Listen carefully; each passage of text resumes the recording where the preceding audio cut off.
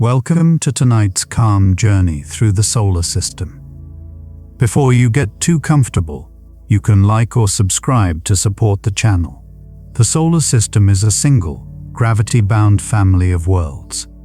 The Sun holds almost all of its mass, so nearly everything – planets, moons, asteroids, comets, and drifting dust – moves in response to that central pull. Jupiter is the most massive planet, and its gravity is so influential that it helps shape the architecture of the entire solar system. It can steer small bodies, sculpt the distribution of asteroids, and disturb comets that wander too near.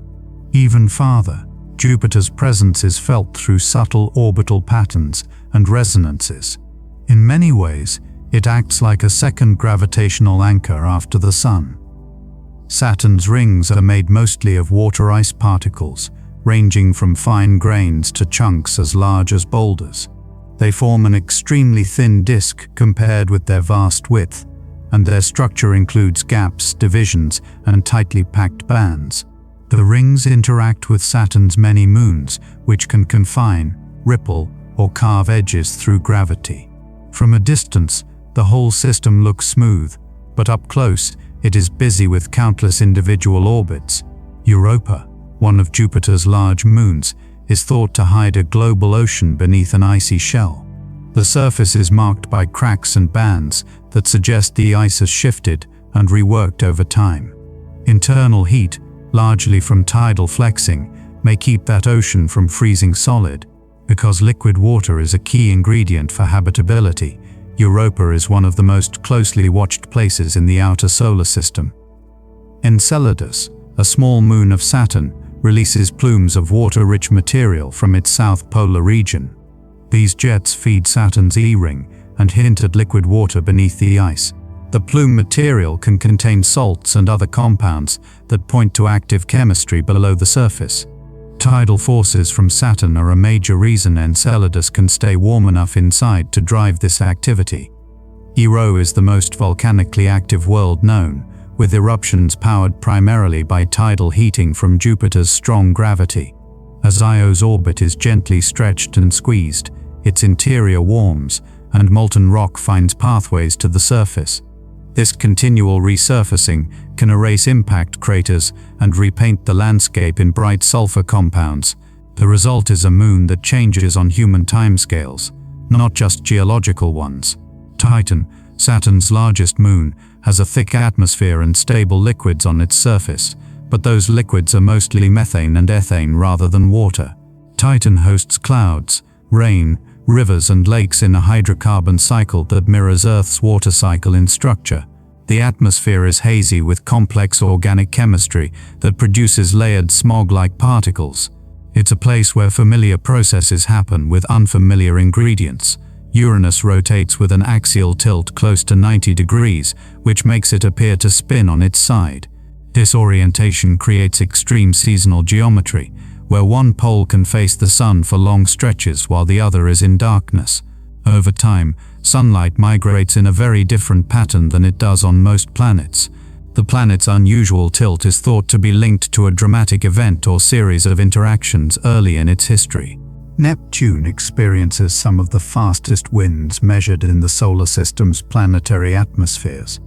Even with weak sunlight at its distance, the planet's weather remains energetic, in part because Neptune radiates internal heat. High-speed winds can shape cloud features that shift and evolve across the globe. It is a reminder that a planet's activity is not set by sunlight alone. Mars hosts the largest volcano in the solar system by volume, Olympus Mons, a giant shield volcano built by long-lasting eruptions. Mars's weaker gravity and lack of plate tectonics helped a single volcanic region remain active long enough to grow enormous. The volcano's broad slopes reflect lava flows that could travel far across the surface. Features like this preserve Mars's deep volcanic past in plain view. Valles Marineris on Mars is the largest canyon system in the solar system, stretching thousands of kilometers. Its scale suggests major tectonic stresses, crustal stretching, and collapse processes over time. Different layers and landslides reveal a long history of reshaping, with evidence that wind and perhaps water once played roles in parts of the system. From orbit, it looks like a vast scar that records planetary change. Ganymede, Jupiter's largest moon, is bigger than the planet Mercury and stands out even among giant moons. It is also notable for having its own intrinsic magnetic field, which is rare for moons. That field interacts with Jupiter's enormous magnetosphere, creating complex electromagnetic environments. Ganymede shows how a moon can behave like a small planet in both size and internal structure. Jupiter's Great Red Spot is a long-lived storm, and its persistence reflects the deep fluid nature of Jupiter's atmosphere. Without a solid surface to slow it down through friction the way land can on Earth, large atmospheric systems can endure far longer. The storm's shape and color can change gradually, showing that even stable features still evolve. It is one of the clearest examples of weather operating on planetary scales. Saturn's North Pole hosts a striking hexagonal wave pattern in its atmosphere. This feature behaves like a standing wave or jet stream structure, maintained by Saturn's rapid rotation and atmospheric dynamics. The hexagon's edges can appear sharp and stable, even as clouds within it shift. It shows that orderly geometry can emerge from fluid motion. Mercury has polar regions with permanently shadowed craters that can act as cold traps. Even though Mercury is the closest planet to the Sun, these shadowed pockets can remain cold enough for water ice to persist. The ice is protected from direct sunlight and can last for long timescales. This is a quiet example of how local conditions can override a planet's overall environment. Pluto and Charon orbit a shared center of mass, called a barycenter, that lies outside Pluto itself. This makes their relationship feel more like a paired system than a typical planet and moon arrangement. Their mutual gravitational pull creates a balanced dance in space as they travel around the Sun together. It's an elegant illustration of how gravity can organize bodies in more than one familiar pattern. The solar system is wrapped in a vast bubble of solar influence called the heliosphere, created by the outward flow of the solar wind. This wind carries charged particles and magnetic fields that push into interstellar space. The heliosphere helps shape the space environment for every planet and small body inside it. Its boundary regions are places where solar material meets the surrounding galaxy. The Oort cloud is a hypothesized, extremely distant reservoir of icy bodies that may be the source of many long-period comets. It is thought to form a broad, roughly spherical shell around the solar system, far beyond the Kuiper belt. Even though it has not been directly imaged, the orbits of long-period comets provide strong clues that it exists. In a sense, it is the solar system's quiet outer storage of primordial ice. Sunlight takes about 8.3 minutes to travel from the Sun to Earth, which means we always see the Sun slightly in the past. This light time becomes much larger across the solar system, turning distance into communication delay for spacecraft. Engineers often think in terms of minutes or hours of light travel, rather than kilometers alone. It's a simple reminder that even at home, space is already wide. The solar system is about 4.6 billion years old, a timescale inferred from radiometric dating of primitive meteorites. Those ancient materials preserve chemical signatures from the earliest stages of formation. Over billions of years, the system has moved from a dusty disk to a structured arrangement of planets and smaller populations. Many surfaces, especially on airless bodies, still carry records of those early eras. The solar system is a gravitationally bound system dominated by the Sun, with planets, moons, dwarf planets, asteroids, comets, and dust all orbiting it. The Sun provides not only gravity, but also light, heat, and a steady flow of particles that shape space weather. Every orbit and rotation in the system is in some way a response to the Sun's presence. Even far out, the Sun remains the central reference point. Astronomers describe distances using the astronomical unit, or AU, based on Earth's average distance from the Sun. This helps make the scale of the solar system easier to picture without constantly using very large numbers. Mercury orbits well within 1 AU, while Neptune is around 30 AU away, and the Kuiper belt extends beyond that. Using AU keeps the map of the system coherent and comparable. The inner 4 planets are called terrestrial because they are primarily rocky and have solid surfaces. Their compositions emphasize metals and silicate minerals, and their landscapes can preserve craters, volcanoes, and tectonic features. Because they are closer to the Sun, they formed in a region where ices could not easily remain stable in the early disk. As a group, they show how rocky worlds can diverge widely in atmosphere and climate. Jupiter and Saturn are classified as gas giants, while Uranus and Neptune are called ice giants. The gas giants are rich in hydrogen and helium, while the ice giants contain higher fractions of water, ammonia, and methane ices mixed with gases. These categories reflect differences in formation and composition, not a single clear boundary. Together, the giant planets hold most of the planetary mass outside the Sun. Most planets and many small bodies orbit in roughly the same plane, called the ecliptic, because they formed from a flattened disk of material. That disk was shaped by rotation and gravity in the early solar nebula. Over time, collisions and gravitational interactions refined the system, but the overall flatness remains. It's like a lingering fingerprint of how the solar system began. Planetary orbits are elliptical, with the Sun at one focus, as described by Kepler's first law. This means distance to the Sun changes slightly through each year, though the effect is small for some planets and larger for others. Elliptical orbits are a natural consequence of gravity, not a special case. They help explain why seasons and sunlight can vary in subtle ways. A planet's orbital speed changes along its orbit, moving faster when it is closer to the Sun and slower when it is farther away. This relationship, captured by Kepler's second law, reflects how gravity trades speed for distance.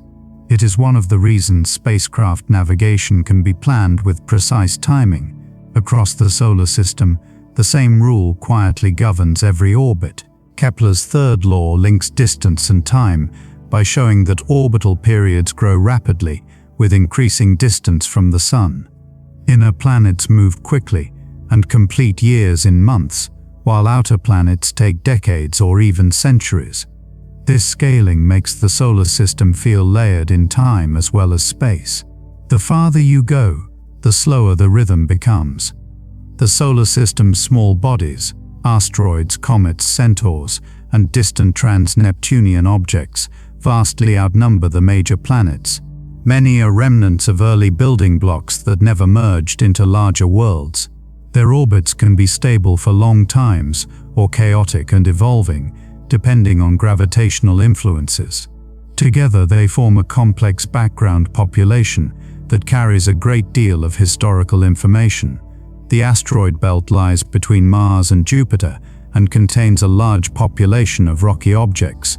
Jupiter's gravity strongly influences this region, helping prevent a single planet from forming there and creating resonant gaps in the distribution. Some asteroids are primitive and carbon-rich, while others are more rocky or metal-rich. The belt is not a uniform ring, but a broad zone of varied orbits. The Kuiper belt is a region beyond Neptune, containing many icy bodies and dwarf planets. It forms a disk-like population of objects that preserve cold, volatile, rich material from the early solar system.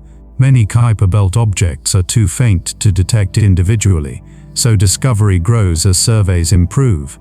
This region is one of the solar system's major reservoirs of small icy worlds. The scattered disk is related to the outer populations, but contains objects on more elongated and inclined orbits.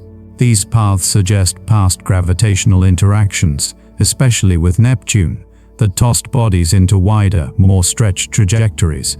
Some scattered disk objects venture very far from the Sun at aphelion. Their orbits are like records of long-ago reshuffling. The Oort cloud is thought to be the source of many long-period comets, and may extend thousands to tens of thousands of AU from the Sun. Passing stars and the gentle pull of the Milky Way can disturb objects there, occasionally sending some inward, because it may surround the solar system in all directions. Comets from it can arrive from any part of the sky. It represents an outermost, quiet boundary of gravitational membership. Comets develop glowing comas and tails when solar heating causes their ices to sublimate and release gas and dust. As the gas expands, it carries dust outward, creating a visible envelope around the nucleus. Solar radiation pressure and the solar wind then shape that material into tails. The tails typically point away from the sun, even when the comet is moving in another direction. Interplanetary dust, produced by comet debris and asteroid collisions, scatters sunlight and can create the zodiacal light. This faint glow aligns with the ecliptic because dust tends to concentrate near the plane of the solar system. Dust particles also slowly spiral inward due to subtle forces like radiation drag. Though tiny, dust is a persistent component of the solar system structure. The solar wind is a continuous stream of charged particles flowing outward from the sun. It carries magnetic fields that interact with planets, moons, and even comets. This wind shapes the heliosphere and influences space weather conditions throughout the system. Even in quiet periods, it is always present, steadily filling interplanetary space. Planetary magnetospheres form when a planet's magnetic field deflects and channels solar wind particles around it. This creates protective regions that can reduce atmospheric loss from direct particle stripping. Magnetospheres also trap charged particles, forming radiation belts that can be intense around some planets. Their shapes can compress and stretch as solar wind conditions change. Auroras happen when energetic particles enter an atmosphere near magnetic poles and excite gases, producing characteristic light. Earth's auroras are tied to solar wind interactions, but giant planets can have auroras powered by both the solar wind and internal plasma sources. The same basic physics plays out under different conditions across worlds. It is one process expressed in many environments. Tidal forces can heat moons internally when gravity flexes them during eccentric orbits. This heating can drive volcanism, maintain subsurface oceans, and create geological activity far from the sun. Tidal heating is strongest when orbital eccentricity is sustained, often by resonances with neighboring moons. It is a quiet engine that turns orbital motion into warmth. Orbital resonances occur when orbital periods form simple ratios, which can stabilize motion or amplify gravitational nudges. Resonances can clear gaps in asteroid populations and help maintain eccentricities that power tidal heating. They also create synchronized patterns, like moons that line up in predictable sequences. Resonances show how repeating timing can build long-term structure. Lagrange points are regions where gravity and orbital motion balance, allowing objects to remain in relatively stable configurations.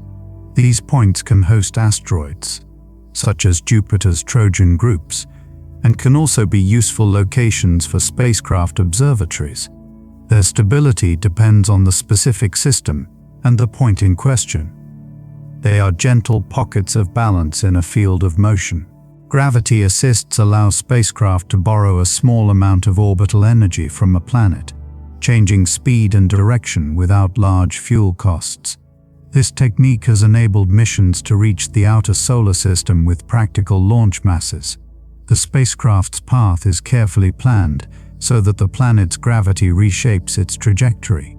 It is a precise application of the same gravitational rules that guide moons and comets. Planet formation began with small grains of dust sticking together, gradually building pebbles, planetesimals, and then larger bodies. In the early disk, temperature determined which materials could condense and survive, rocks closer in and ices farther out. Over time, collisions merged some bodies and shattered others, producing the mix we see today. The present solar system is the outcome of both construction and destruction. The snow line marks where water ice could persist in the early disk, and it strongly influenced planetary growth. Beyond this line, solid material was more abundant, Because ices added mass to building blocks, this helped giant planet cores form more quickly, increasing the chance they could capture surrounding gas before it dispersed. The snowline is a simple boundary with deep consequences. The giant planets likely formed while the solar nebula still contained abundant gas, allowing them to capture thick atmospheres. Jupiter and Saturn, in particular, accumulated large amounts of hydrogen and helium. Uranus and Neptune acquired less of this light gas and instead retained higher fractions of heavier volatiles. Their differences reflect timing, location, and the availability of material. Many planetary rings are shaped by the gravity of nearby moons, sometimes called shepherd moons. These moons can confine ring edges, maintain narrow rings, or create gaps through resonant interactions. Ring particles collide and spread, but moon gravity can keep structures organized. The result is a system where countless tiny orbits still display coherent patterns. The solar system's inventory is still incomplete, especially for faint bodies far from the Sun and small moons around the giant planets. Discovery depends on telescope sensitivity, survey coverage, and careful detection methods that track motion against background stars. As techniques improve, new objects are added, and classifications can evolve. The map of the solar system is still being filled in. Planet formation in the solar system began inside a rotating disk of gas and dust that surrounded the young Sun. Within that disk, tiny solid grains repeatedly collided and stuck, growing from microscopic sizes into larger clumps. Over time, these clumps became pebbles and then kilometer-scale bodies called planetesimals, which could attract more material through gravity. This slow, layered growth set the stage for building both planets and the many smaller remnants that still orbit today. As the solar nebula evolved, temperature differences across distance from the Sun controlled what materials could condense into solids. Close to the Sun, only high-temperature minerals and metals could remain stable, favoring the growth of rocky worlds. Farther out, the disk was cool enough for water ice and other volatiles to freeze, dramatically increasing the amount of solid material available. This simple thermal sorting helped create a solar system with dense inner planets and volatile-rich outer regions. A key boundary in this early disk is often described as the snow line, the region beyond which water could freeze into ice. Because ice adds a large amount of mass to solid building blocks, the zone beyond the snow line likely had far more raw material for assembling large cores. Bigger cores could form faster, and speed mattered because the surrounding gas did not last forever. The location of this boundary helped determine where giant planets could grow and how quickly their cores reached critical size. The giant planets likely began as solid cores that grew large enough to capture surrounding hydrogen and helium from the disk. Jupiter and Saturn, forming earlier or in regions with abundant gas, accumulated vast envelopes of light gases. Uranus and Neptune captured less of this light gas and ended up with higher fractions of heavier volatiles, such as water, ammonia, and methane mixed into their interiors. Differences in timing, disk conditions, and orbital region contributed to the distinct categories of gas giants and ice giants. The solar nebula's gas component eventually dispersed, ending the era when planets could easily capture thick hydrogen-helium atmospheres. After this dispersal, later growth relied more on collisions among solid bodies and the slower accumulation of remaining debris. This transition locked in many of the composition differences between inner and outer planets.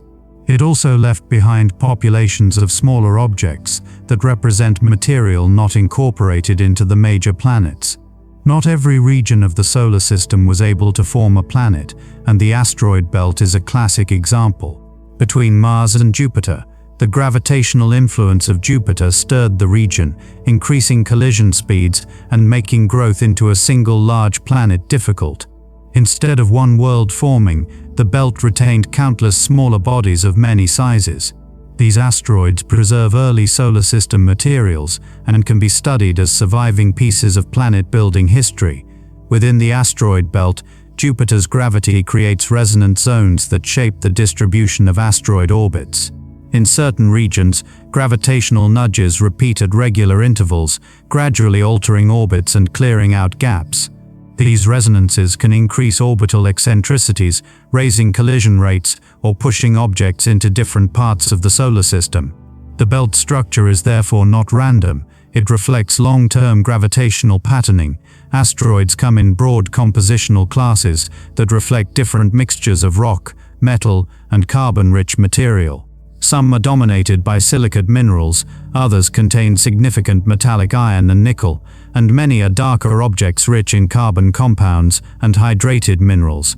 These differences hint at where an asteroid formed and whether it experienced heating, melting, or mixing. By comparing these types, scientists piece together how temperature and chemistry varied across the early solar system. Some asteroids show evidence of past internal heating and differentiation, meaning they separated into layers, such as a metal-rich core and rocky mantle. Later collisions could break such bodies apart, exposing fragments from deep interiors. Metallic meteorites found on Earth are often interpreted as pieces of these ancient cores. This means that even small rocks in space can carry records of once complex internal worlds. The Yarkovsky effect is a subtle process that can slowly change an asteroid's orbit over long timescales. As an asteroid absorbs sunlight and re-emits heat, that thermal radiation carries momentum, producing a tiny thrust. Over years and centuries, this can shift semi-major axes enough to matter for orbital evolution. It helps explain how some objects drift into resonances that can send them toward the inner solar system. Near-Earth asteroids are often supplied from the main belt through a combination of resonances and slow orbital drift mechanisms like the Yarkovsky effect. Once an asteroid's orbit is altered into an Earth-crossing path, it becomes part of a dynamically evolving population with relatively short lifetimes on astronomical timescales. Some will collide with a planet, some will be ejected, and others will be nudged into safer orbits. This steady replenishment means near-Earth space is a constantly changing environment. Many small bodies are rubble piles, loosely bound collections of rock held together mainly by gravity rather than being solid monoliths. Their internal structure can include voids and weak connections between boulders and fragments. This affects how they respond to tidal forces, impacts, and even spacecraft interactions. Rubble pile structure also influences strategies for deflection. If an object were ever on a collision course with Earth, impact cratering is one of the most widespread processes shaping solid surfaces in the solar system. On airless bodies like the Moon and Mercury, craters can remain visible for billions of years because there is little erosion. On worlds with atmospheres or active geology, craters can be erased, buried, or softened over time. The presence or absence of craters therefore becomes a quiet clue about how active a surface has been. Large impacts can drastically alter a world's evolution by heating crust, excavating deep material, and changing rotation or tilt. In some cases, debris from a giant impact can settle into orbit and accrete into a moon. Such events were more common early in the solar system, when leftover planetesimals were abundant. The scars of these collisions are still visible in basins and cratered terrains across many worlds. Differentiation occurs when a body becomes warm enough for materials to separate by density, forming layers like a metallic core and silicate mantle. Larger bodies retain heat longer and are more likely to differentiate, while small bodies cool quickly and remain more primitive. Radiogenic heating from radioactive isotopes can contribute significantly, especially early on when short-lived isotopes were more abundant. Differentiation determines magnetic potential, volcanic history, and long-term geological behavior. Meteorites provide direct samples of solar system material and reveal both primitive and processed histories. Chondritic meteorites preserve early solar system ingredients that never fully melted, including tiny components formed very early in the disk. Other meteorites come from differentiated bodies and represent crust, mantle, or core fragments. Together, they act like a library of physical records from many parent worlds. Some meteorites contain microscopic pre-solar grains that formed before the solar system existed. These grains survived the collapse of the solar nebula and became embedded in meteorite material without being destroyed. Their isotope signatures can indicate origins in ancient stars and supernova environments. Finding them is a reminder that the solar system inherited material from earlier generations of stellar evolution. Comets are icy bodies that become active when warming near the sun causes ices to sublimate. The escaping gases can drag dust into space, forming a surrounding coma and one or more tails. These tails are shaped by sunlight and the solar wind, so they generally point away from the sun rather than trailing behind the comet like smoke. Comet activity turns a small nucleus into a visible phenomenon that reveals its composition through emitted gases and dust. Repeated passages near the sun can gradually strip a comet of its most volatile ices. Over time, some comets become less active and can resemble dark, asteroid-like bodies. This blurs the line between comet and asteroid, especially for objects that only show activity intermittently. It also means that some objects classified one way might have lived a different life earlier. Short-period comets are often linked to outer reservoirs shaped by giant planet gravity, including populations related to the Kuiper Belt. Their orbital periods are typically years to decades, and their paths are repeatedly influenced by close encounters with planets like Jupiter. Long-period comets, by contrast, can return on timescales of thousands to millions of years and may come from far more distant regions. The two groups reflect different storage zones and different dynamical histories. The Kuiper Belt is a broad disk of icy bodies beyond Neptune, containing objects ranging from small fragments to dwarf planets. Many Kuiper Belt objects retain volatile ices and may have surfaces modified by long-term radiation processing. The belt includes resonant populations, such as objects locked into specific orbital ratios with Neptune. Its overall structure suggests that Neptune's migration played a major role in shaping the outer solar system. Resonant Kuiper Belt objects maintain stable configurations with Neptune because their orbital timing avoids close encounters. In a resonance, the object and Neptune repeat relative alignments in a way that can protect the smaller body from destabilizing approaches. Pluto is a well-known example of this kind of resonance behavior. Resonances show that stability can come from regular timing rather than distance alone. The scattered disk contains objects on more eccentric and inclined orbits than most classical Kuiper Belt objects. These orbits suggest past gravitational scattering, often tied to Neptune's influence during early migration.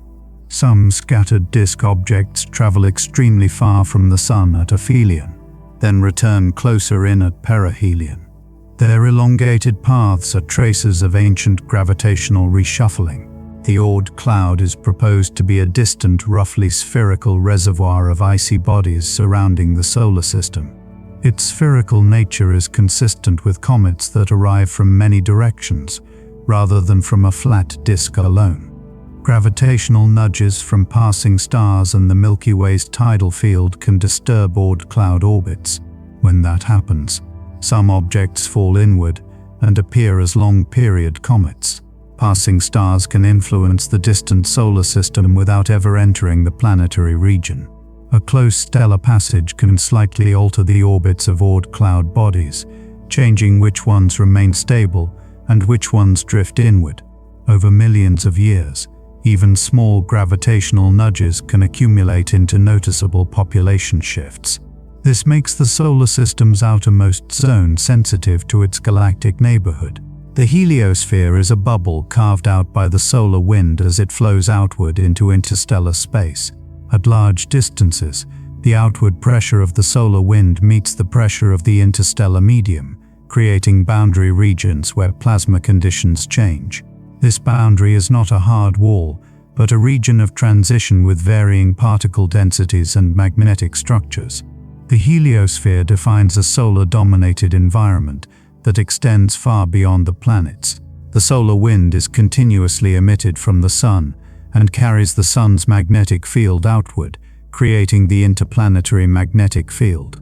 This field and the particles embedded within it influence planetary magnetospheres, comet tails, and space weather conditions. The wind varies with solar activity, becoming more structured and energetic during active periods. Even when it is calm, it steadily shapes the space through which planets move. Solar flares are bursts of radiation produced by rapid magnetic energy release in the Sun's atmosphere. Coronal mass ejections are large expulsions of magnetized plasma that can travel through the solar system. When directed toward Earth, these events can compress the magnetosphere and increase auroral activity. They also affect spacecraft electronics and can alter conditions in near-Earth space. The solar cycle modulates sunspot counts and many forms of solar activity on a roughly 11-year rhythm. During solar maximum, flares and eruptions become more frequent, and space weather disturbances are more likely. During solar minimum, the Sun's activity is quieter, though events can still occur. This cycle creates a repeating pattern in how the solar system's near-Sun environment behaves. Planetary magnetospheres form when a planet's internal magnetic field interacts with the solar wind, creating a protective cavity in space. The size and shape of this cavity depends on solar wind pressure and the planet's magnetic strength. Magnetospheres can trap charged particles in radiation belts, shaping energetic environments around a planet. They also influence how auroras form and how atmospheric particles can escape. Earth's magnetosphere helps shield the atmosphere from direct solar wind stripping, though atmospheric escape still occurs through multiple processes. Auroras form when magnetospheric particles are guided into polar atmospheres and excite gases. The colors and structures of auroras depend on which gases are excited and at what altitudes. This is one example of how a magnetic field links space conditions to atmospheric phenomena. Jupiter's magnetosphere is extremely large and powerful, reflecting the planet's strong internal magnetic field and rapid rotation. It traps intense radiation belts and interacts with material from moons, especially Io, which supplies plasma through volcanic outgassing. This makes Jupiter's space environment highly energetic compared with Earth's. Any spacecraft operating near Jupiter must be designed to withstand this radiation. Tidal forces arise because gravity is stronger on the near side of a body than on its far side, creating a stretching effect. When a moon follows an eccentric orbit, that stretching varies through time, flexing the interior and producing heat. This tidal heating can drive volcanism, maintain subsurface oceans, and generate ongoing geological activity. It is a major reason that moons far from the Sun can still be internally active. Orbital resonances can keep a moon's orbit slightly eccentric, sustaining tidal heating over long periods. If neighboring moons tug on each other at repeating intervals, they can maintain eccentricity that would otherwise damp out. This can make tidal heating persistent rather than temporary. Resonances are therefore not just patterns of motion, but also long-term energy sources. Many moons become tidally locked, rotating once per orbit, so the same face always points toward their planet. This locking happens because tidal forces gradually slow and synchronize rotation over time. Tidal locking stabilizes how sunlight and planetary influence are distributed across the moon's surface. It also creates a consistent near-side and far-side relationship that can shape surface evolution. Atmospheric escape occurs when particles in an atmosphere gain enough energy to leave a planet's gravity. Thermal escape is driven by heat, while non-thermal escape can involve interactions with solar wind particles or chemical reactions. Small planets with low gravity and high temperatures are generally more prone to losing light gases. Over long times, atmospheric loss can reshape climate, surface conditions, and even the prospects for liquid water. Mars is an example of a planet that lost much of its early atmosphere, influenced by its lower gravity and the weakening of a global magnetic field. With less atmospheric pressure and weaker greenhouse warming, the planet cooled and became less able to support stable liquid water on its surface. However, evidence of past rivers, valleys, and deltas suggests it was once warmer and wetter. The planet's modern thin atmosphere is part of a long story of change. Venus shows the opposite extreme, where a dense atmosphere produces intense greenhouse warming and very high surface temperatures. Its thick carbon dioxide atmosphere and reflective cloud layers create surface conditions far hotter than those on Earth. Venus demonstrates how the atmosphere, not distance alone, can dominate a planet's climate outcome. It is a key comparative world for understanding climate stability and runaway greenhouse scenarios. Earth's long-term climate stability is influenced by cycles that exchange carbon among the atmosphere, oceans, rocks, and living systems. Over geological time, processes like weathering and volcanic outgassing help regulate atmospheric carbon dioxide. Plate tectonics contributes by recycling crust and enabling these exchanges to continue. This interplay is one reason Earth has maintained surface oceans over long spans. The habitable zone around the Sun is a rough region where a rocky planet could, in principle, maintain liquid water on its surface if atmospheric conditions are suitable. However, habitability depends on many factors beyond distance, including atmospheric composition, magnetic shielding, rotation, and geological cycling. Some worlds may be habitable outside the traditional zone if they have internal heating and subsurface oceans. The concept is useful, but it is not a guarantee. Subsurface oceans are especially important because they can exist where sunlight is weak. If tidal or radiogenic heating keeps water liquid under an icy shell, an ocean can persist for very long times. This expands the range of potentially habitable environments to many moons in the outer solar system. It shifts the question from how warm is the surface to is there energy and liquid water somewhere. Mercury's permanently shadowed polar craters show how local topography can create stable cold regions even near the Sun. Water ice can persist there because sunlight never reaches the crater floors, keeping temperatures extremely low. This ice likely arrived from impacts or ancient delivery processes and remained trapped. It highlights how a planet's average environment does not describe every niche. The Moon also has polar cold traps where volatiles like water can accumulate and remain stable. Because the Moon lacks a thick atmosphere, molecules that reach these cold traps can stick and remain for long periods. These regions are important for understanding lunar volatile history and are also considered relevant for future exploration. They represent quiet reservoirs on an otherwise dry-looking world. Planetary rings are shaped by gravity, collisions, and resonant interactions, leading to structures like gaps, waves, and narrow ringlets. Particles collide gently, exchanging energy and settling into a thin disk. Moons embedded within or near rings can create ripples and edges, acting as sculptors. Rings are therefore both dynamic and patterned, with order emerging from countless small motions. The Roche limit describes a region where tidal forces from a planet can tear apart a body held together only by gravity. If a moon or comet-like body passes inside this limit, it can fragment into debris that may spread into a ring. This is one proposed mechanism for ring formation. It shows how tides can create not only heating, but also large-scale structural features. Saturn's rings can be divided into multiple named groups with prominent gaps and divisions. The ring system spans a huge area, yet it remains thin compared with its width. Subtle gravitational interactions can maintain sharp edges and create waves that travel through the ring material. It is a large system built from small pieces, each orbiting with precise timing. Small moons around giant planets can be regular or irregular, reflecting different origins. Regular moons often orbit near the equatorial plane and likely formed from disks around the planet. Irregular moons tend to be distant, tilted, and sometimes retrograde, consistent with Capture. This mixture suggests that moon systems grew through both in-place formation and later acquisitions.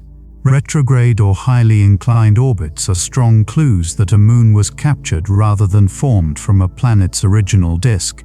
Capture can occur through complex interactions, such as gravitational encounters involving multiple bodies or dissipative processes.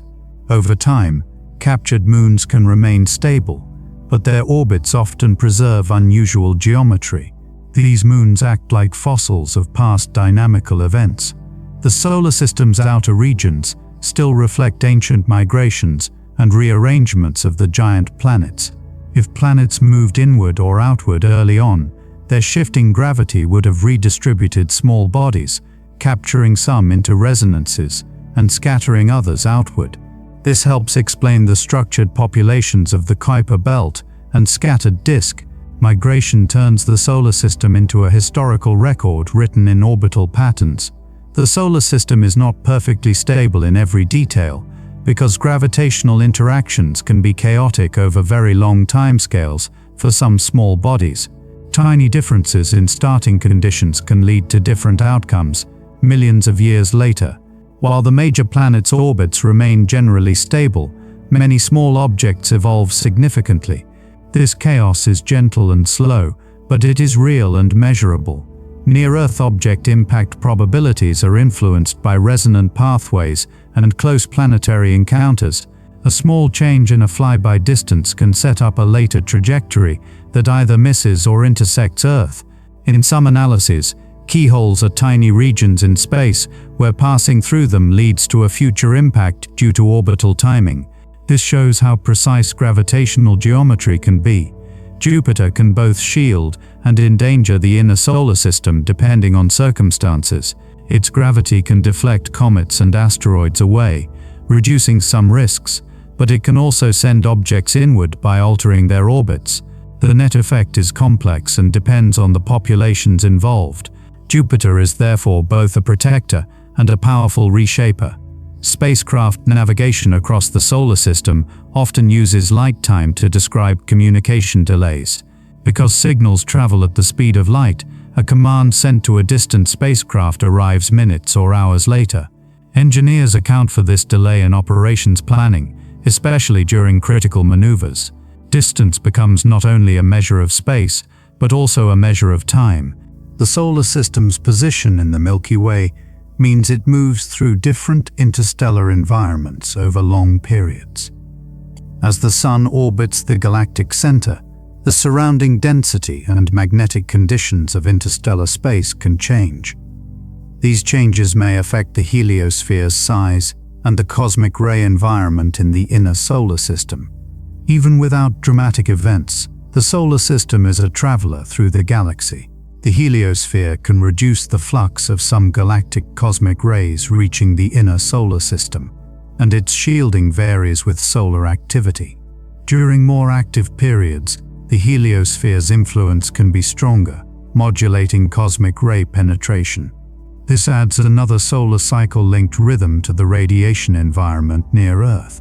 It's a subtle example of how solar behavior shapes conditions far beyond visible sunlight. Planetary scientists often study tiny dust grains collected in the upper atmosphere and in polar ice to learn about interplanetary material that drifts through Earth's neighborhood. These microscopic particles are typically fragments of comets and asteroids that slowly spiral inward under the influence of subtle forces like solar radiation drag. Even though they are almost weightless and invisible to the naked eye, they carry chemical fingerprints of distant regions of the solar system. By analyzing their mineral content and isotopic ratios, researchers can trace their origins to specific types of parent bodies and gain insight into the materials that formed planets. Some meteorites contain microscopic pre-solar grains that formed in ancient stars long before the Sun existed. These grains survived the violent collapse of the solar nebula and became embedded in primitive meteorites without being destroyed. Each grain preserves unique isotopic signatures that reveal whether it formed in a red giant star, a supernova, or other stellar environments. Studying them allows scientists to directly sample material that predates the solar system and to confirm theories of stellar nucleosynthesis. Isotopic ratios in meteorites help establish timelines for early solar system events. By measuring the decay products of radioactive isotopes, scientists can determine when solids first condensed and when different parent bodies melted or differentiated. These measurements provide a chronological framework that spans from the first solid grains to the formation of planets. The resulting timeline is one of the most precise ways to reconstruct the solar system's earliest history. Laboratory experiments can recreate low-pressure and low-temperature conditions found in space to study how ices and dust interact. In vacuum chambers, scientists simulate ultraviolet radiation, cosmic ray exposure, and thermal cycling to see how organic molecules form on icy grains. These experiments show that complex compounds can be produced even in very cold, dilute environments. The findings help explain how organic chemistry could begin long before planets were fully formed. Some asteroids are monitored with radar to measure their shapes, rotation rates, and surface roughness. Radar echoes can reveal whether an asteroid is smooth, rocky, or covered in loose debris. Subtle changes in echo patterns over time can also hint at changes in rotation caused by sunlight-driven forces. These observations provide precise physical data without needing a spacecraft to land.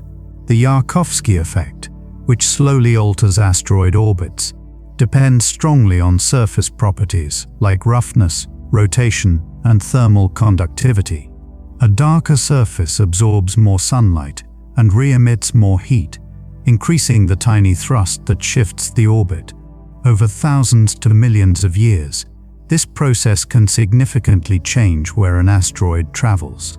Tracking this drift is essential for understanding long-term orbital evolution. The related Yorp effect can change an asteroid's rotation rate and axial tilt due to uneven thermal emission and reflected sunlight. Over long periods, Yorp can spin an asteroid up or slow it down, sometimes enough to cause surface material to move or even shed into space. This process can contribute to the formation of asteroid pairs and small debris clouds. It demonstrates how light itself can gradually reshape small worlds. Thermal infrared telescopes can detect dark asteroids that are hard to see in visible light. These instruments measure the heat emitted by an object, which depends on its size, distance, and surface properties. By combining thermal and optical data, scientists can estimate asteroid diameters and albedos more accurately. This approach improves inventory estimates of potentially hazardous objects. Spectroscopy allows scientists to determine the surface composition of planets, moons, and asteroids by analyzing reflected or emitted light. Each mineral and molecule absorbs and emits light in specific patterns, creating identifiable spectral fingerprints. High-resolution spectra can reveal the presence of water, ice, organics, silicates, and even thin atmospheres. This technique is fundamental for remotely studying worlds across the solar system. Subtle variations in planetary gravity fields, measured during spacecraft flybys, reveal information about internal structure. Tiny changes in spacecraft velocity can indicate whether a planet or moon has a dense core, layered interior, or subsurface ocean. These gravity measurements complement surface imaging by providing clues about what lies beneath. They are especially valuable for icy moons where internal oceans are suspected. Magnetic field measurements around moons like Europa and Ganymede show induced magnetic responses that suggest conductive liquid layers beneath the surface. As these moons move through Jupiter's magnetosphere, changing magnetic fields generate electrical currents in subsurface oceans.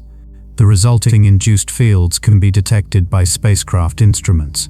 This indirect method provides strong evidence for hidden liquid water. Plasma instruments can detect charged particles around planets and moons, revealing how material is exchanged between them. For example, Io's volcanic gases become ionized and form plasma toruses around Jupiter. Measuring particle energies and densities helps map these invisible structures. These interactions create complex electromagnetic environments that influence auroras and radiation belts. Remote sensing of planetary atmospheres often uses occultation techniques, where a spacecraft observes a star or the sun passing behind a planet. As light passes through the atmosphere, specific wavelengths are absorbed, revealing temperature and composition profiles. This method can detect thin atmospheres and trace gases that are otherwise difficult to measure. It is a precise way to sample atmospheric layers without direct entry. Ultraviolet observations can detect hydrogen and other light gases escaping from planetary atmospheres. On Mars and Venus, these measurements show how water can be lost over time as hydrogen escapes to space. Tracking these losses helps scientists reconstruct past water inventories. It also reveals how atmospheric escape shapes long-term climate evolution. High-resolution cameras can detect small changes on planetary surfaces by comparing images taken years apart. These changes may include new impact craters, shifting sand dunes, or movement of ice and dust. Observing such differences reveals that even seemingly static worlds are still active. Slow surface processes can be measured directly through repeated imaging. Laser altimeters on orbiting spacecraft map surface elevations with great precision. By timing laser pulses reflected from the ground, they create detailed topographic models. These models reveal subtle slopes, basin depths, and mountain heights. They are crucial for understanding geological processes and for selecting safe landing sites. Seismometers placed on planetary surfaces can detect vibrations from quakes, impacts, and internal movements. On Mars, recorded seismic waves provide information about crust thickness, mantle structure, and core size. This technique extends Earth-based seismology into planetary science. It opens a window into the deep interiors of other worlds. Radiation detectors aboard spacecraft measure energetic particles and help characterize space weather environments. These instruments track variations in radiation belts and solar particle events. The data inform both scientific studies and spacecraft safety planning. Understanding radiation environments is especially important around giant planets with strong magnetospheres. Small moons can be discovered through careful stacking of telescope images that follow predicted orbital paths. By adding many faint images together, astronomers can reveal objects too dim to see in a single exposure. This technique has significantly increased known moon counts around distant planets. It shows how detection methods can uncover hidden populations. Stellar occultation studies observe how a distant star's light dims as a small body passes in front of it. The shape and duration of the dimming reveal the object's size, shape, and sometimes the presence of rings or atmospheres. This technique has been used to discover faint ring systems and refine object dimensions. It provides precise information from brief events. The faint rings around some small bodies were identified through occultation observations rather than direct imaging. These discoveries show that even modest-sized objects can host ring material. Such findings expand the concept of ring systems beyond giant planets. They also hint at ongoing processes like collisions and tidal disruption. Dust detectors aboard spacecraft measure the flux and composition of tiny particles encountered during flight.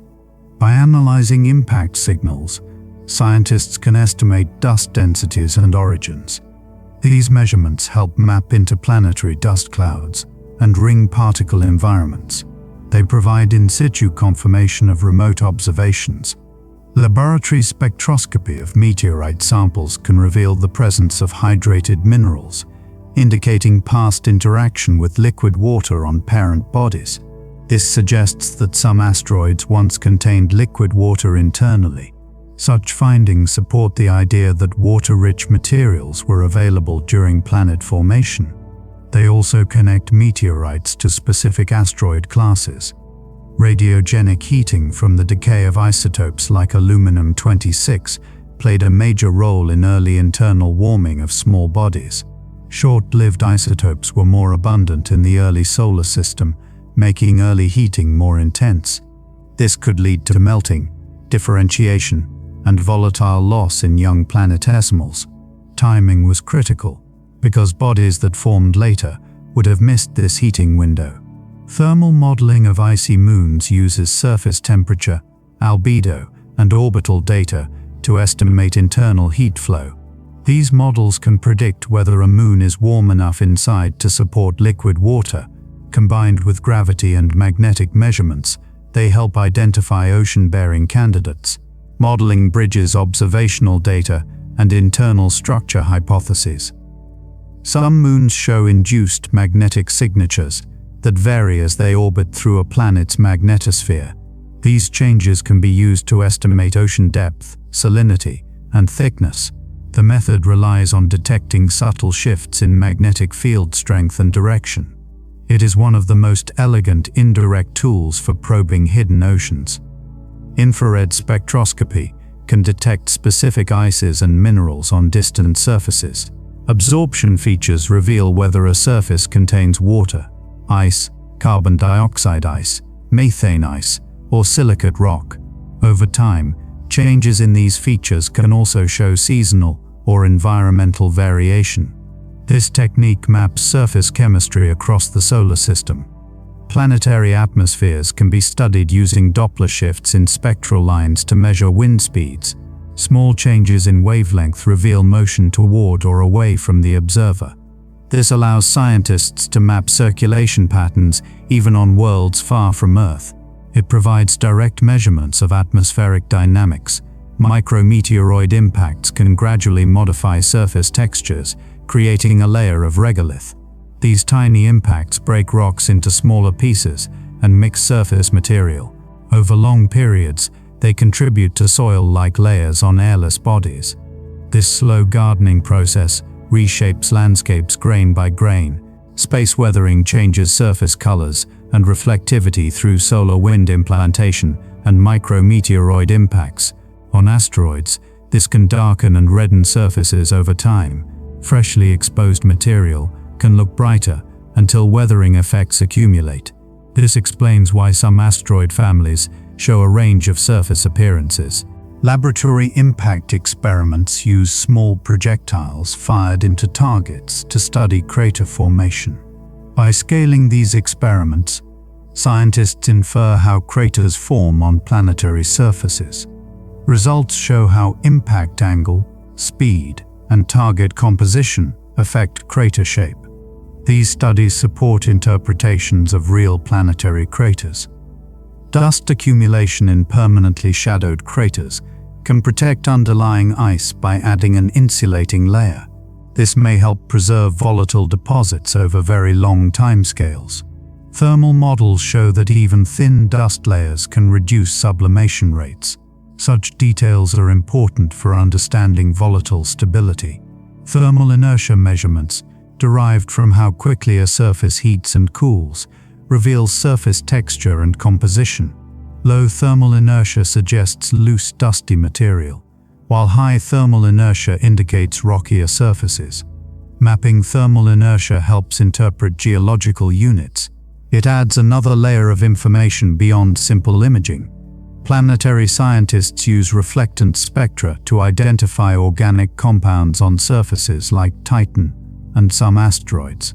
Specific absorption features point to complex hydrocarbons and other carbon-based molecules. These detections inform theories about chemical evolution in cold environments. They also connect surface chemistry to atmospheric processes. Atmospheric escape models combine solar radiation data with particle measurements to estimate how gases are lost to space. These models show that lighter gases escape more readily, while heavier molecules are retained longer. Over billions of years, this can reshape atmospheric composition. Such modeling helps reconstruct past planetary climates. Simulations of orbital dynamics can project the future and past motions of small bodies. By integrating equations of motion over long timescales, scientists can estimate how populations evolve. These simulations reveal pathways that deliver objects into near-Earth space. They also show how resonances and planetary encounters sculpt distributions.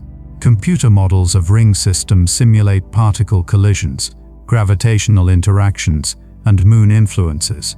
These models reproduce observed waves, gaps, and clumps. Comparing simulations with observations refines understanding of ring evolution. They demonstrate how complex patterns can arise from simple physical laws. Some moons show surface changes detected through repeated imaging, such as plume deposits or shifting ice patterns. Tracking these changes can reveal ongoing activity. This time series approach turns spacecraft into long-term observers rather than just snapshot collectors. It shows that even distant worlds are not static. Spacecraft spectrometers can detect trace gases in tenuous atmospheres, sometimes down to parts per billion. These measurements reveal seasonal or diurnal changes. They also help identify chemical reactions driven by sunlight or energetic particles. Such sensitivity expands what can be learned about thin atmospheres. High-precision star catalogs improve the accuracy of occultation predictions. Better predictions allow more observers to catch rare alignment events. This increases the amount of data collected for small bodies. Improved catalogs therefore indirectly enhance knowledge of distant objects. Laboratory simulations of cosmic radiation exposure show how organic molecules can be altered or destroyed in space. By irradiating ices and dust, scientists study how chemistry evolves under harsh conditions. Results help explain surface coloration and chemical changes on icy worlds. They also inform astrobiology studies. Some asteroids are monitored for subtle brightness changes that reveal rotation and shape. Light curves can show whether an object is elongated, binary, or tumbling. Over time, changes in light curves can indicate Y or P-driven spin evolution. This is another way sunlight influences small bodies. Mass spectrometers aboard spacecraft analyze atmospheric and plume gases directly. By separating molecules by mass, they identify specific chemical species. Such measurements on plumes like those of Enceladus reveal water vapor, salts, and organic compounds. This direct sampling complements remote sensing. Laser ranging to reflectors on the Moon provides precise distance measurements that track the Moon's recession from Earth. Over decades, these measurements show the slow outward drift caused by tidal interactions. They also refine understanding of Earth-Moon dynamics. This is a precise example of long-term orbital change being directly observed. Ultraviolet limb scanning can map upper atmospheric layers by observing glow emissions at the edges of a planet's disk. These emissions trace temperature, density, and composition in high-altitude regions. They are sensitive to space weather conditions. Such data inform models of atmospheric escape and heating. High-energy particle detectors can identify solar energetic particle events and galactic cosmic rays. By tracking their intensity and timing, scientists map radiation hazards across the solar system. These measurements are essential for planning human and robotic exploration. They also reveal how radiation varies with solar cycles. The accumulation of microcraters on airless surfaces can be used to estimate surface ages. Counting these tiny craters complements counts of larger craters. Together they refine geological timelines. This helps reconstruct the sequence of surface processes. Remote thermal mapping can detect warm spots that may indicate internal heat sources. On icy moons, localized warmth can hint at subsurface activity. Combined with other data, these maps guide future exploration targets. They show where internal energy might be reaching the surface. The combination of laboratory experiments, spacecraft measurements, and numerical modeling forms a complete cycle of investigation. Observations inspire models, models suggest experiments, and experiments refine interpretations of observations. This integrated approach allows subtle processes to be understood across vast distances. It is how detailed solar system science advances. Interplanetary space contains a continuous flow of microscopic dust particles that originate from comet tails and from collisions between asteroids. These particles are extremely small, often no larger than grains of smoke, yet they carry valuable chemical information about the regions of the solar system where they formed. Over long periods, they slowly drift inward toward the Sun due to subtle forces such as radiation pressure and drag. When some of this dust enters Earth's upper atmosphere, it can be collected and analyzed to reveal the mineral and isotopic composition of distant parent bodies. Cosmic radiation constantly interacts with the surfaces of airless worlds, altering their chemical structure at the atomic level. Energetic particles break molecular bonds and cause atoms to rearrange, slowly transforming surface minerals and ices. Over millions of years, this process darkens surfaces and creates complex radiation-processed compounds. These subtle changes can be measured with spectroscopy, helping scientists understand how long a surface has been exposed to space. On icy moons, ultraviolet radiation can drive chemical reactions in surface ice layers.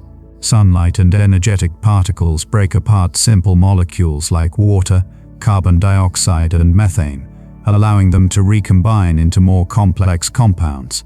These reactions can produce organic residues that accumulate as colored surface coatings.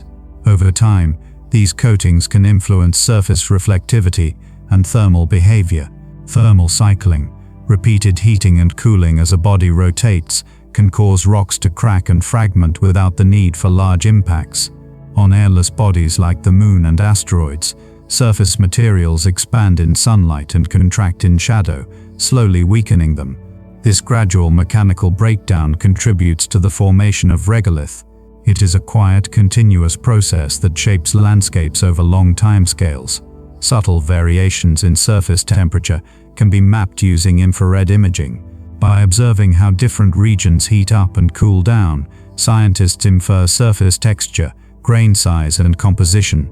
Smooth, dusty regions behave differently from rough, rocky ones. These thermal patterns help distinguish between geological units even when they look similar in visible light. Planetary scientists measure the reflectance of surfaces across many wavelengths to identify specific minerals.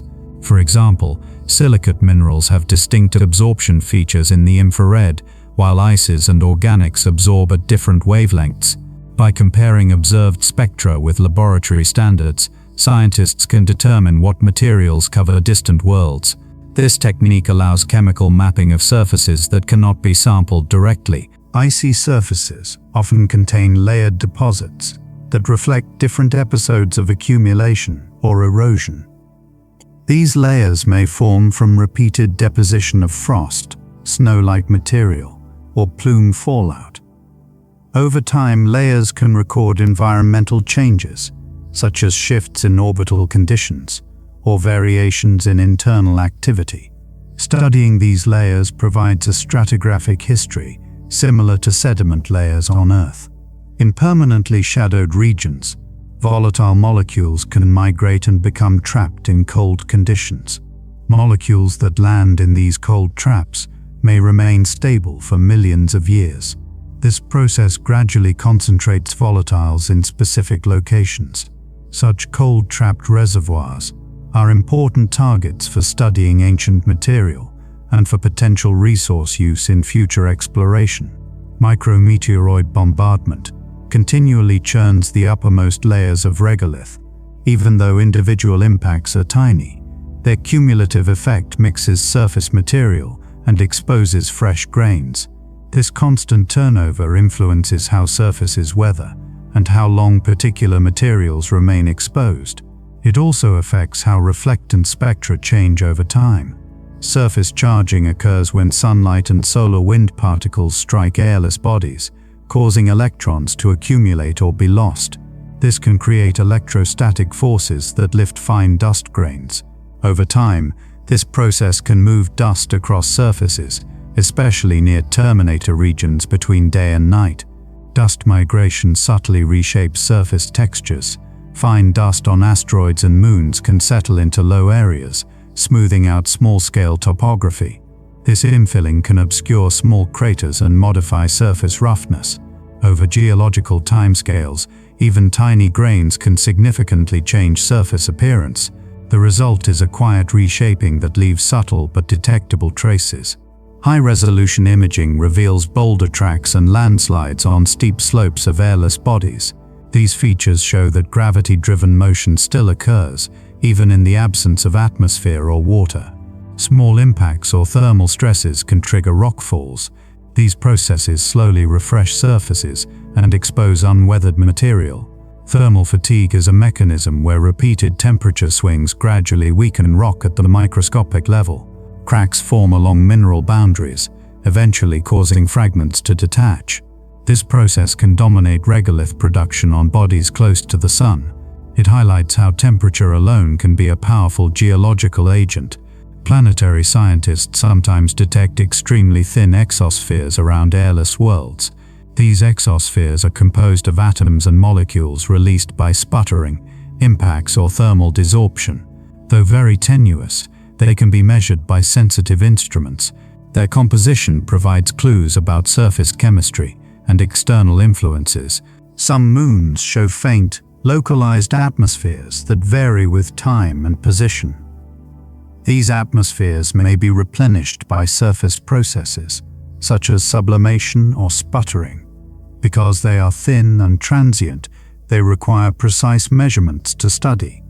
They reveal dynamic interactions between surfaces and space environments.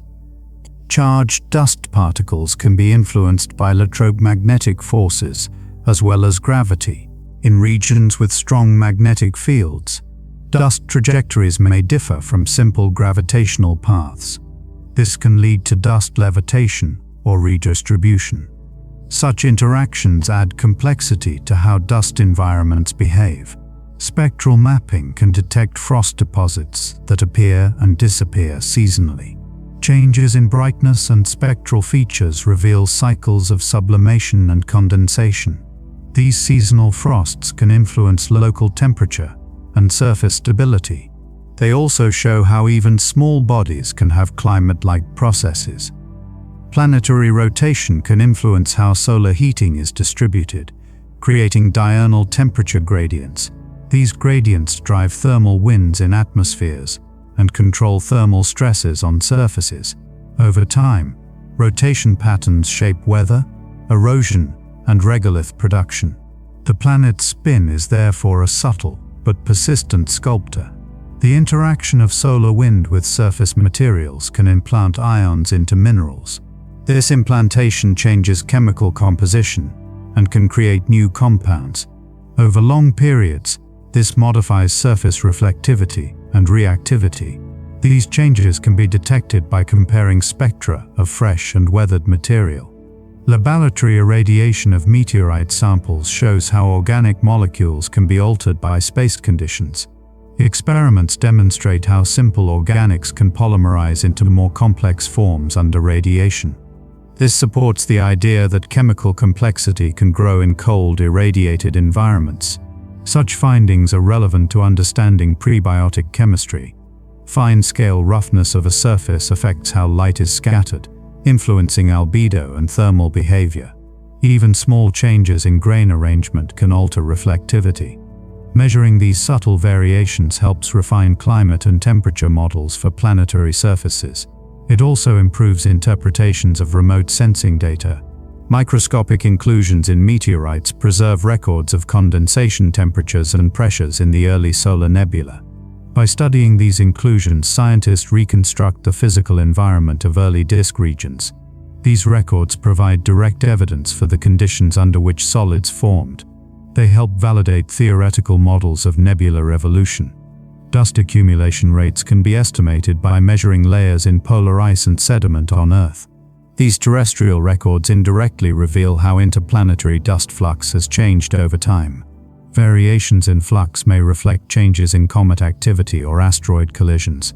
This connects Earth-based geology with broader solar system processes. Some planetary surfaces show color variations caused by radiation-processed organic residues. These residues can be created when simple ices are broken apart and recombined under energetic particle bombardment. The resulting compounds often appear darker or redder than the original material. Mapping these colors reveals patterns of space weathering. Planetary scientists use phase angle measurements to study how surfaces reflect light at different illumination angles. Changes in brightness with angle reveal information about surface texture and porosity. This method complements spectroscopy by adding geometric context. It helps determine whether surfaces are smooth, rough, or fluffy. Subtle orbital perturbations of moons can be detected by tracking spacecraft motion. Tiny changes in gravity reveal mass distribution and internal structure. Over multiple flybys, these perturbations build a detailed picture of subsurface composition. This technique extends gravity mapping beyond simple global averages. Infrared emission mapping can reveal warm anomalies that may indicate internal activity. On icy worlds, localized warmth can be associated with fractures or plume sources. These thermal anomalies guide future exploration planning. They highlight where internal energy is reaching the surface. Planetary regolith often contains agglutinates, which are glassy particles formed by micrometeoroid impacts. These agglutinates influence reflectivity and thermal properties. Their abundance increases with exposure age. Studying them helps estimate how long a surface has been exposed. Charged particle precipitation into atmospheres can create faint glow emissions even on thin atmospheres. These emissions can be detected in ultraviolet and visible wavelengths. They trace the interaction between magnetospheres and atmospheres. Such measurements reveal energy transfer processes. Spectral changes over time can indicate resurfacing events, such as fresh frost deposition or plume fallout. Tracking these changes requires repeated observations over months or years. Such monitoring reveals active cycles on distant moons. It turns remote sensing into a dynamic study rather than a static snapshot. Laboratory cryogenic experiments simulate the behavior of volatile ices under space conditions. By controlling temperature and pressure, scientists observe sublimation rates and chemical reactions. These experiments refine models of volatile stability. They also inform predictions about surface evolution. Planetary scientists analyze isotopic ratios of noble gases in meteorites to infer early solar system gas composition. Noble gases are chemically inert, preserving original signatures. Their ratios provide clues about solar nebula chemistry. These measurements link meteorites to nebula gas reservoirs. Small-scale fractures on icy surfaces can propagate due to thermal stress and tidal flexing. Over time, these fractures widen and connect, shaping surface patterns. They may act as pathways for subsurface material to reach the surface. This slow cracking contributes to resurfacing. Spectroscopy of comet comas reveals the presence of molecules like water, carbon monoxide, carbon dioxide, and organic compounds. These measurements indicate what materials are released as comets warm. Tracking changes in coma composition reveals how different ices sublimate at different distances. It provides a dynamic picture of comet chemistry. The dust-to-gas ratio in comet comas affects tail appearance and brightness. A higher dust content produces brighter, more structured dust tails. Measuring this ratio helps characterize nucleus composition. It also influences how comets contribute dust to interplanetary space. Subtle gravitational interactions can cause small moons to exchange angular momentum, slightly altering their orbits. Over long times, these changes can modify resonance relationships. Such interactions are measured through precise orbital tracking. They show that moon systems are slowly evolving.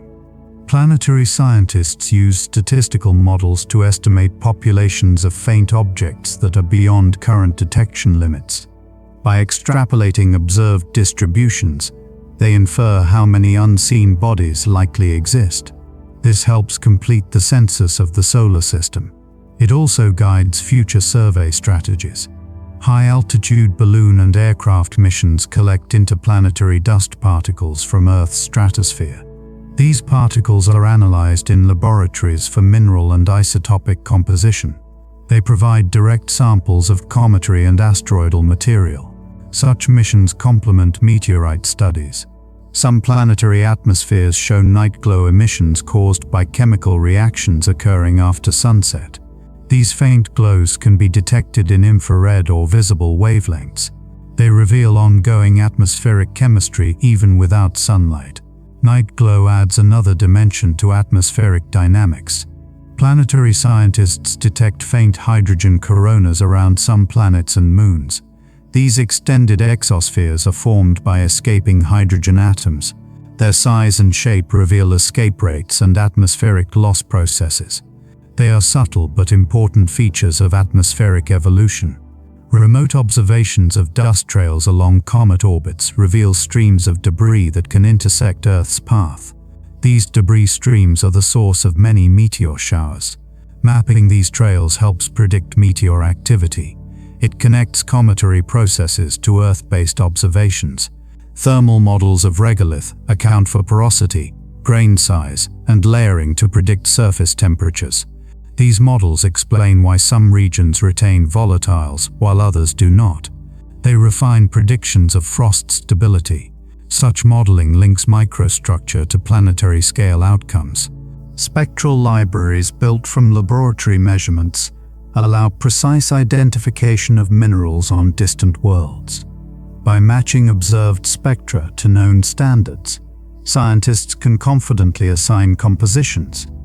These libraries grow as new materials are studied. They form the foundation of remote planetary mineralogy. Small dust grains drifting through interplanetary space are continuously influenced by the pressure of sunlight.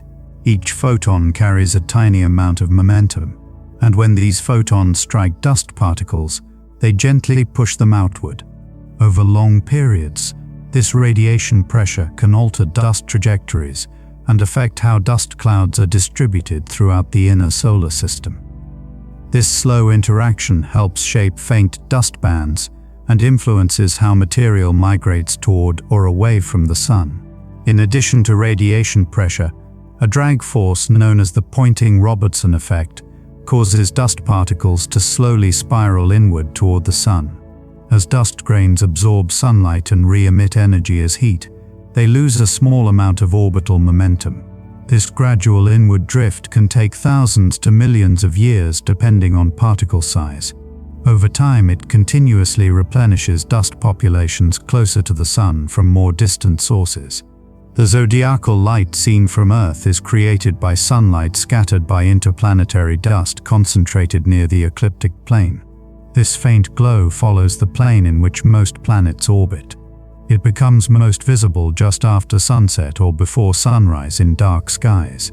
The zodiacal light provides direct evidence of the persistent dust environment filling the inner solar system.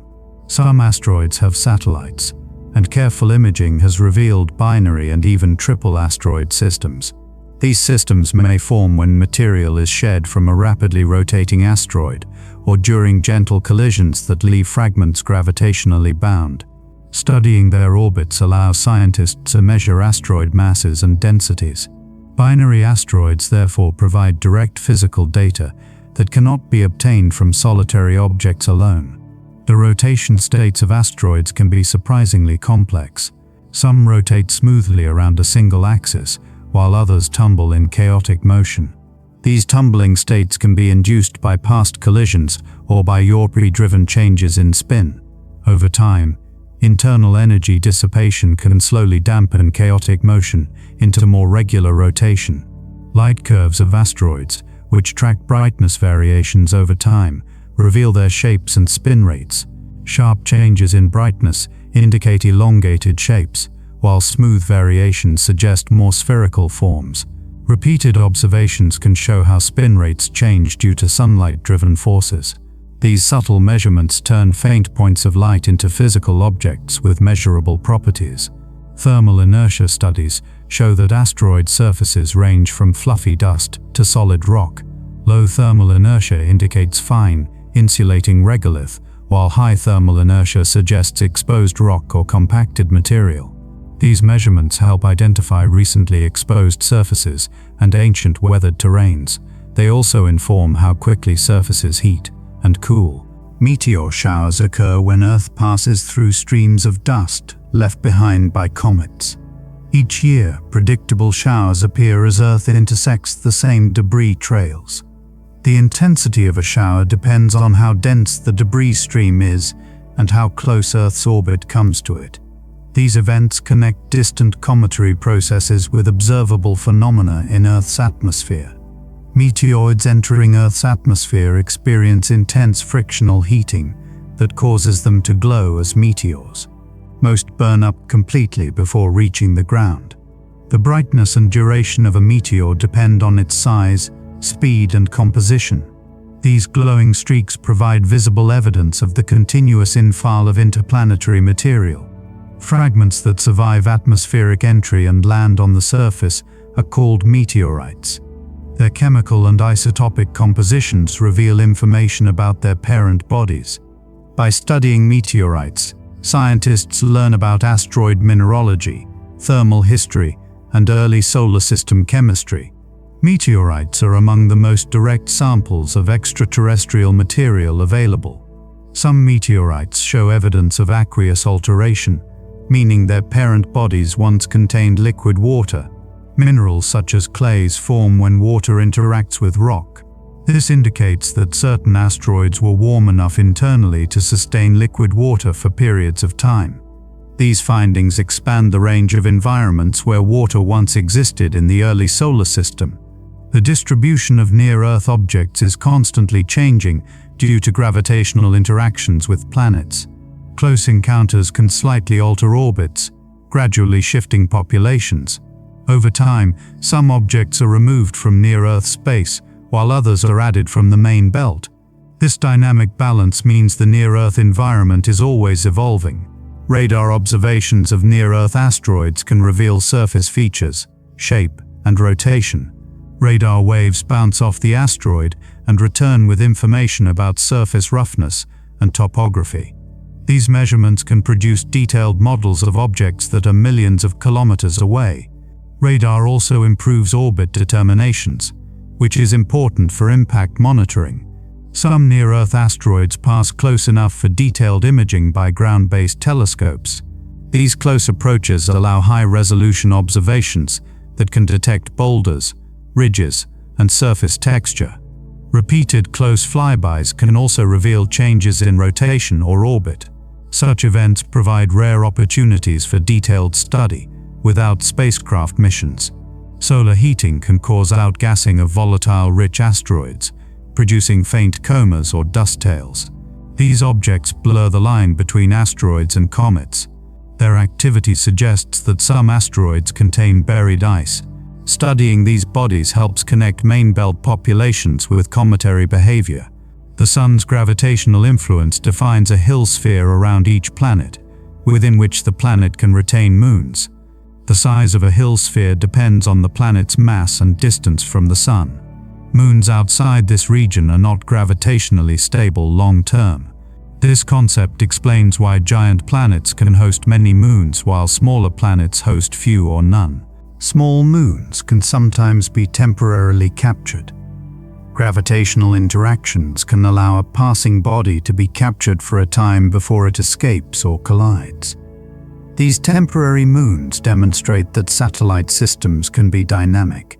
They show that not all moons are permanent members of their planet's family. Planetary ring systems consist of countless particles that collide and exchange energy. Over time, these collisions tend to flatten the rings into thin disks. The ring's thinness reflects the balance between collisions, gravity, and orbital motion. This self-organizing behavior produces the familiar ring shapes. Micrometeoroid impacts continuously erode ring particles, breaking them into smaller pieces. These tiny fragments can be lost to the planet or redistributed within the ring system. Over long timescales, this erosion can change ring brightness and composition. Ring systems are therefore not static, but slowly evolving. Shepherd moons exert gravitational forces that maintain sharp ring edges and gaps.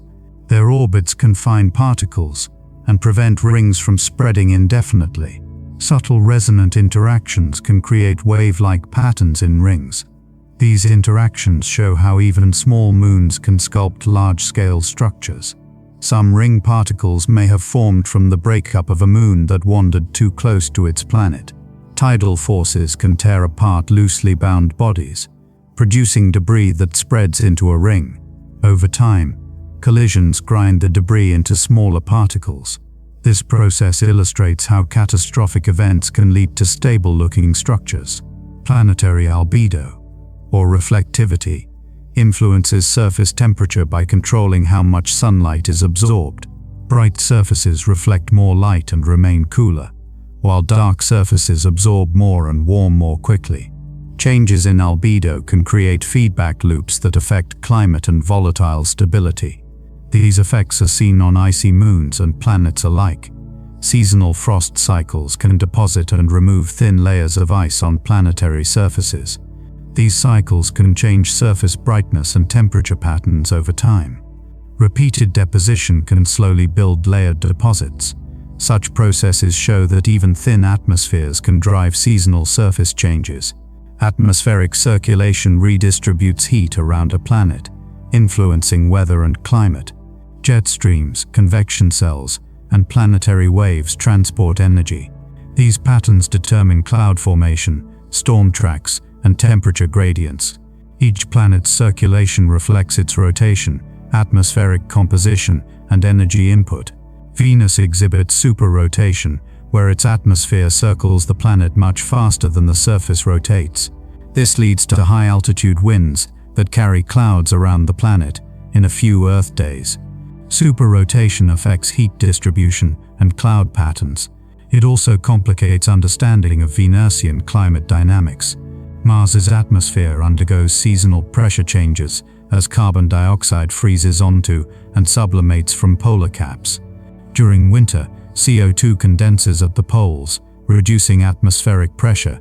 In spring and summer, it sublimates back into the atmosphere, increasing pressure. This seasonal breathing affects winds and dust activity. Dust storms on Mars can grow from local events into planet-encircling storms. These storms alter temperature profiles by absorbing and scattering sunlight. They can persist for weeks and affect surface conditions. Dust activity plays a major role in Martian weather patterns. Jupiter's atmosphere features alternating east-west jet streams that form colorful cloud bands. These jets are driven by the planet's rapid rotation and internal heat. The bands are sites of storms, vortices, and long-lived features. They demonstrate how large-scale atmospheric dynamics operate on giant planets. Saturn's atmospheric bands are subtler in visible light, but still involve strong winds and storms. The planet's low density and rapid rotation influence its circulation. Saturn also displays seasonal changes linked to its tilt. These variations affect cloud patterns and storm activity. Uranus experiences extreme seasons due to its high axial tilt. During long summers, one pole receives continuous sunlight, while the other remains in darkness. This leads to unusual patterns of atmospheric heating and circulation. Seasonal changes can influence cloud activity and wind speeds. Neptune's internal heat drives vigorous atmospheric motion despite weak sunlight. Fast winds and dynamic storms arise from this internal energy source. The planet's deep atmosphere responds strongly to heat escaping from within. Neptune shows that internal energy can dominate over solar input. Planetary magnetic fields interact with solar wind to create auroras on several planets. These auroras can be detected in ultraviolet, visible, and infrared wavelengths. They reveal how energy from space enters planetary atmospheres. Auroras are visible signs of invisible electromagnetic interactions. Some moons also exhibit auroral-like emissions caused by charged particle interactions. These emissions can trace how plasma moves through moon environments. They provide clues about moon-planet interactions. Such features show that even small bodies can have complex space weather phenomena. Radio emissions from planets can be detected by spacecraft and sometimes from Earth. These emissions are linked to magnetic field activity and plasma interactions. By studying radio signals, scientists learn about magnetospheric conditions. Radio observations extend the reach of planetary science beyond visible light. Planetary interiors can be studied through rotational dynamics and gravitational harmonics. Variations in rotation and gravity fields reveal mass distribution. These measurements inform models of core size and composition. They provide indirect access to deep interior layers. The presence of metallic hydrogen inside Jupiter contributes to its strong magnetic field. Under extreme pressure, hydrogen behaves like an electrical conductor. This unusual state supports powerful dynamo action. Jupiter's magnetism is a product of both composition and pressure. Saturn's magnetic field is unusually aligned with its rotation axis. This alignment influences how the magnetosphere interacts with the solar wind. It also affects auroral patterns. Saturn's magnetic geometry is distinct among giant planets.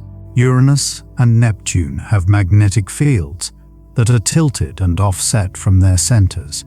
This creates complex magnetospheric shapes that change as the planets rotate. The unusual geometry leads to dynamic interactions with the solar wind. Their magnetospheres behave differently from Earth's and Jupiter's. Atmospheric escape processes gradually remove light gases from planets. Thermal escape sputtering and ion pickup all contribute. Over long timescales, these processes can significantly alter atmospheric composition. Escape shapes planetary evolution. Hydrogen coronas around planets reveal ongoing escape. These extended clouds of hydrogen can be detected in ultraviolet light. Their size and brightness reflect escape rates. They are subtle indicators of atmospheric loss. Planetary scientists track long-term changes in atmospheric composition to infer climate evolution. Isotopic ratios provide evidence of how much gas has been lost. These measurements reveal past atmospheric thickness. They connect present observations with ancient climates. Models of planetary climate incorporate solar input, atmospheric composition, surface properties, and circulation. By adjusting these factors, scientists simulate past and future climate states. These models explain why planets diverge in climate. They provide a framework for interpreting observations. The solar system continues to evolve through slow processes, such as orbital drift, atmospheric loss, and surface weathering. Even though changes are gradual, they accumulate over billions of years. This quiet evolution shapes the present appearance of planets and moons. The solar system is dynamic even in its calmness. The sun's light does not reach every place in the solar system with equal strength, and this gradual fading of warmth creates gentle gradients of temperature and activity as distance increases. Close to the sun, surfaces are strongly shaped by heat and radiation, while farther out, cold preserves ice and ancient material in quiet stillness. These differences give each region its own pace of change, from lively inner worlds to calm, frozen outer realms. Together, they form a slow and continuous transition rather than a sharp boundary. The solar system moves as a whole around the center of the Milky Way, completing one orbit over hundreds of millions of years. During this long journey, it passes through different interstellar environments, each with its own density of gas, dust, and magnetic conditions. These subtle environmental changes can gently influence the outermost reaches of the solar system. Even while appearing stable, the system is always traveling through a broader galactic setting. Light itself becomes a measure of distance in space, because every signal sent to a spacecraft carries a built-in delay equal to the time it takes for light to travel. A command sent to a distant probe may take hours to arrive, and any response will take the same amount of time to return. This rhythm of delayed communication creates a quiet, steady pace for exploration. It reminds us that even at its fastest, interaction across the solar system unfolds gently and patiently. The heliosphere forms a protective envelope around the solar system, created by the outward flow of the solar wind. This extended bubble shapes how interstellar particles and radiation enter the solar system's neighborhood. At its edges, solar influence gradually gives way to the broader environment of the galaxy. The heliosphere stands as a soft boundary that quietly surrounds every planet and small body.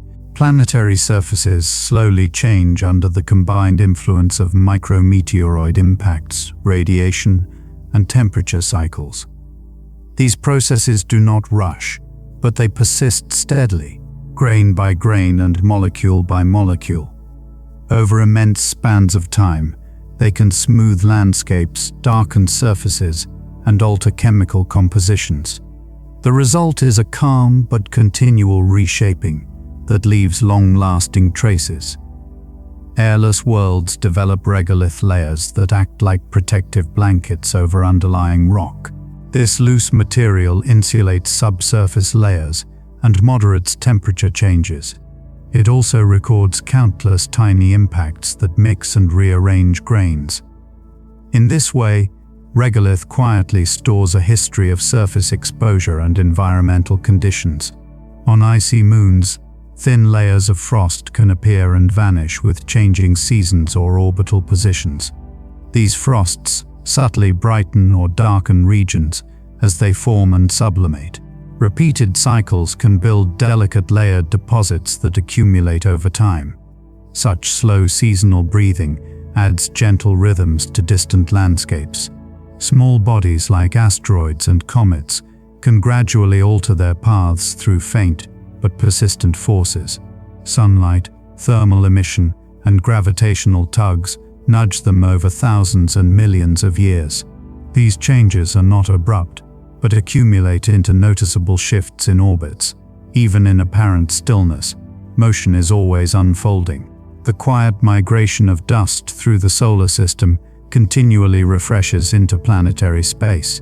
Tiny particles drift inward and outward, forming faint clouds and bands that scatter sunlight. Though individually insignificant, together they create visible phenomena such as the zodiacal light. This soft glow reflects the steady circulation of material. Moons slowly exchange energy and angular momentum with their planets through tidal interactions. These exchanges can cause gradual changes in orbital distance and rotation states. Over immense timescales, such interactions reshape moon systems. The motion is slow and gentle, yet powerful in its cumulative effect. Some moons move outward over time, while others may drift inward, depending on tidal dynamics. These slow migrations can influence internal heating and surface activity. The process unfolds quietly, but it can determine whether a moon remains geologically active. Tidal evolution becomes a long, silent sculptor of satellite systems. Planetary atmospheres also change gradually through escape processes that remove light gases to space. Over billions of years, this slow leakage can thin an atmosphere and alter climate. The changes are subtle on human timescales, but profound on geological ones. Each planet carries the memory of this long atmospheric breathing. The colors of planetary surfaces can shift over time as radiation alters surface materials. Bright, fresh surfaces slowly darken and redden under continuous exposure to space. These changes occur quietly, one particle interaction at a time. Color becomes a gentle indicator of surface age and exposure history. Even rings around planets evolve slowly as collisions grind particles down and redistribute material. Gaps widen or narrow, and faint waves travel through ring planes. Over long times, ring systems may fade, thicken, or disperse. Their graceful shapes are therefore temporary expressions of ongoing motion. Subsurface oceans on icy moons can remain hidden for eons beneath thick ice shells. Internal heat quietly maintains these liquid layers, shielded from space above. While unseen, they represent calm reservoirs of energy and potential chemistry. Their persistence shows that activity can continue in complete silence. Planetary magnetic fields gently guide charged particles around worlds, shaping radiation belts and auroras. These interactions are continuous, but mostly invisible. Over time, they influence atmospheric escape and surface chemistry. Magnetism becomes a soft, unseen sculptor of planetary environments. The slow cycling of volatiles, such as water, carbon dioxide, and methane, between surface and atmosphere creates quiet seasonal patterns. Frosts form, sublimate, and reform in repeating cycles. These patterns may look subtle, but they steadily rearrange surface material. They provide a soft rhythm to planetary climates. Cratered landscapes quietly record long histories of impacts, preserving a memory of ancient solar system conditions. Each crater marks a moment that happened long ago, frozen into the surface. Over time, some craters fade while others remain sharp. The surface becomes a calm archive of deep time. The solar system contains many worlds that show little change on short timescales, but remain slowly evolving over billions of years. Their stillness is only apparent, hiding gentle motion beneath. This slow evolution connects the past to the present in a continuous flow. Nothing is truly motionless. Distant regions of the solar system preserve primordial materials that have changed very little since formation. These cold reservoirs act as quiet storage of early chemistry and structure. Studying them reveals what the solar system once was. They remain calm witnesses to its beginnings. Light from the sun grows fainter with distance, creating softer illumination in the outer solar system. Under this dim light, surfaces remain cold and still. Activity slows, and ancient features persist. The fading light sets a peaceful tone for the farthest regions. The solar system's shape reflects its origin in a flattened disk, leaving most orbits aligned in a gentle plane. This shared orientation gives the system a calm, orderly structure. Even billions of years later, that early geometry still defines planetary motion. Order persists quietly through time. Gravitational balance keeps planets moving in steady paths, maintaining long-term stability. Small variations occur, but overall harmony prevails. This balance allows the solar system to remain coherent over immense spans. Stability becomes the foundation of its calm behavior. Slow exchanges of material between bodies, through impacts, dust transfer, and gas escape, link worlds together. These exchanges happen quietly but continuously. They connect distant regions through shared particles and molecules. The solar system functions as a subtle, interconnected network. Planetary exploration reveals that even silent worlds have gentle internal processes continuing beneath their surfaces. Heat flows slowly outward, maintaining long-term structure. These flows do not announce themselves loudly, but they persist. Internal energy quietly sustains geological potential. The soft glow of distant planets reflects sunlight that has traveled for hours across space. By the time it reaches our eyes, it carries the memory of long journeys. This delayed light connects observers with faraway worlds in a calm, unhurried way. Observation itself becomes a slow conversation. Long-term changes in orbital elements can gradually shift climates over millions of years. Small variations in tilt or eccentricity alter how sunlight is distributed. These changes gently reshape climate patterns. They operate on timescales that are slow and steady. The solar system contains more objects than can ever be individually known. Many remain faint and distant, moving quietly in long orbits. They form a background population that fills space with silent motion. Discovery slowly brings them into awareness. Planetary surfaces store energy from sunlight and release it slowly as heat. This daily cycle of warming and cooling continues endlessly. The rhythm is calm and repetitive. It becomes a steady heartbeat of planetary environments. Across the solar system, dust, ice, rock, gas, and light move in gentle cycles. None of these motions rush. They form long, continuous loops of change and renewal. Together, they create a calm, interconnected system. Every planet, moon, and small body participates in these slow rhythms. Their paths are guided by gravity, shaped by light, and altered by time. Change unfolds quietly, without urgency. The solar system remains a place of steady motion and gentle transformation. In the deepest reaches of space, far from the sun, ancient objects move in long, silent orbits. They complete journeys that last thousands of years. Their motion is calm and predictable. They drift patiently through the outer darkness. The solar system, though vast and complex, operates through simple physical laws repeated endlessly.